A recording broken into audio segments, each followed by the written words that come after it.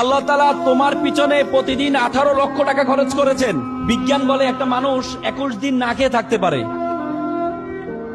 3 দিন পানি না খেয়ে থাকতে পারে, 3 মিনিট নিঃশ্বাস প্রশ্বাস না নিয়ে থাকতে পারে।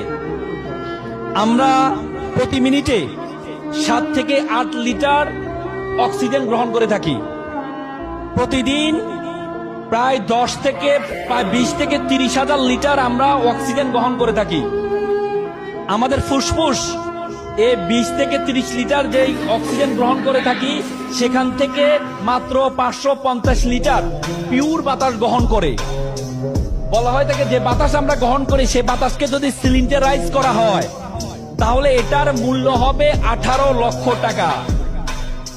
তার মানে আল্লাহ তাআলা তোমাকে প্রতিদিন তোমার পিছনে খরচ করছেন 18 লক্ষ টাকা। এরপর তুমি বলো আল্লাহ তাআলা তোমাকে অনর্থক সৃষ্টি করেছেন? আল্লাহ তাআলা কোরআন বলেছে, ওয়ামা খালাকনাস সামা ওয়াল আরদা, আমি আসমান এবং জমিনে যা কিছু সৃষ্টি করেছি, ওয়ামা বাইনাহুমা বাতিলান, কোনো কিছু আমি অনর্থক সৃষ্টি করিনি।